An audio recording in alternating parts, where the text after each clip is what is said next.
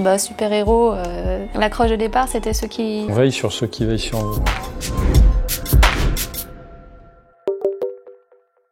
Ouf, allez, faire une supposition. J'apporte une précision parce que...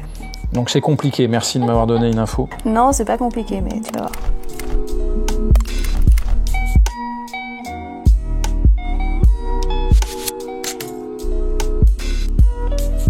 Ah mince, il est parti tout seul. Ah. Les applis innovateurs, donc c'est la communauté de salariés qui sont engagés dans l'innovation au sein d'Apicil. Et moi, j'avais soutenu ton dossier. Du coup, on t'a refilé le bébé. Tiens, c'est toi qui as voulu les avoir. Tiens, allez, maintenant tu gères. Lors du pitch, moi j'étais comme un lapin dans les phares d'une bagnole. J'ai essayé de m'imaginer qu'il n'y avait personne en face de moi et hey, voilà, donc ça allait très très bien. Donc je vous ai réifié d'un seul coup et mis à distance émotionnellement. T'avais fait un super pitch pourtant. Ouais, c'est l'impression, ça s'appelle du marketing. Bah non, mais... Maintenant, intérieurement, c'était un peu plus compliqué de mon côté. On avait senti une affinité corporate avec, en tout cas avec Apicil, quelque chose qui faisait que ça allait bien passer. On m'a présenté, voilà, c'est Aurélie qui va t'accompagner, c'est ta marraine. C'était ici. C'était ici, voilà. Chercher emoji. Oui, c'est vrai, en plus, ce que tu as mis.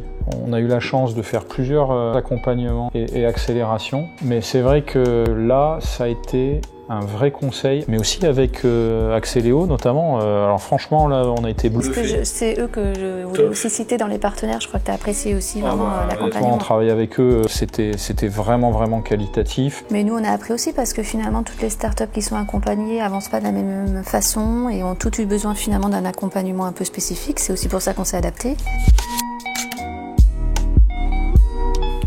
Bah oui. Oui. Ah, je suis assez étonné. Alors oui, effectivement, au départ, je suis d'accord. Pas facile à pitcher en plus. Hein. Je reconnais que... Je confirme. C'est compliqué. Quoi? Vous faites quoi? De la chronobiologie?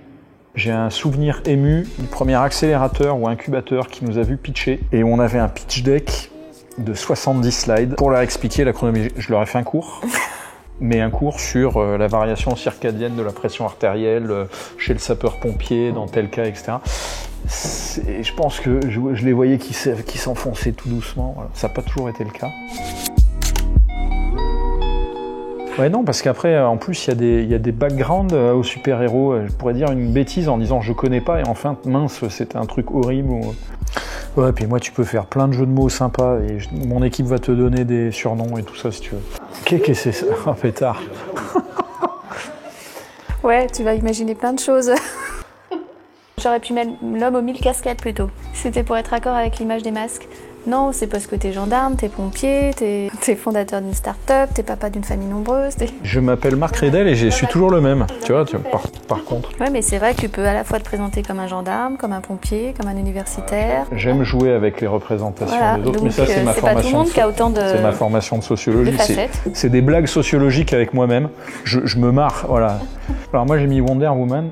Mais en fait, je cale. Je connais pas du tout le background. J'ai un côté forte et discrète, mais elle est pas discrète du tout, Wonder Woman. Une figure d'attachement sécure. Voilà.